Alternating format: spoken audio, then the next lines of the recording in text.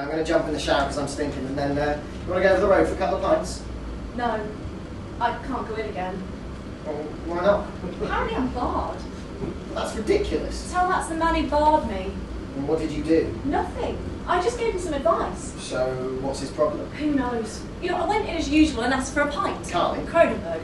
And that barmaid with the blonde hair. Oh, she's fit. She's all right. Grabbed a glass off the shelf, poured it, passed me the glass, and it was warm. Not just warm, hot, like it just come out of the glass washer. Well, at least you know it was clean. All I said to her was, would you mind popping that into a slightly colder glass for me, please? That's the coldest glass we have? I'm sure there are colder glasses than this back there. I'm not complaining about the beer. I really don't mind just keeping the same beer, but I would rather you poured it into a slightly colder glass. That's the coldest glass we have? We've had a really busy day and used every glass in the bar, and now we have to wash them all? Maybe you should have thought about washing them a little bit earlier.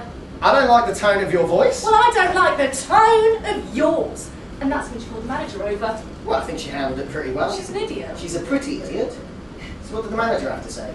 Well, he asked me what the problem was, and when I said my glass was too warm, he said, I'm sorry, love, I've had a really busy day. I said, there you go again with your busy day. I paid good money for that beer, and I really didn't mind just keeping the same beer and pouring it into a slightly colder glass. But now that it's warm all the way through and I'm not satisfied, I would like a replacement or my money back. It's basic customer service. And then what happened? It got a bit nasty. How? Well, he said it was his pub, not mine. If I wanted to give a lecture, I could go and do it elsewhere. So you said... Nothing. Much. Just that it's quite clear that this isn't the sort of pub that one goes to for a lecture. I mean, for a start, the place is full of inbred twats who wouldn't know education and scratching all the place with a chalkboard. Half the regulars living off the dole. We're paying for that. So who pays that manager's wages? The brewery? We do. I rest my case. Was Scooby there? He's a really nice guy that drinks in the pub all the time, but he's also a drug dealer and a violent gang member. He was there, yeah. And did he take the insults personally? He was okay. Really? Because he's the kind of guy that goes mental at an insult like that, and he's like 6 foot something. He's not exactly a small guy, is he? He was okay. Really? That just seems out of character. I threw a chair at him, alright? He started shouting at me that I called him an inbred twat who wouldn't have education and it smacked him around the face. With a chalkboard? And I looked to the manager for help and he did nothing and I just got scared. And threw a chair? Yes. Okay? Okay. Okay. Okay. Well, why don't you run down to Sainsbury's and we'll have some drinks in the house then? No. Can't go in again.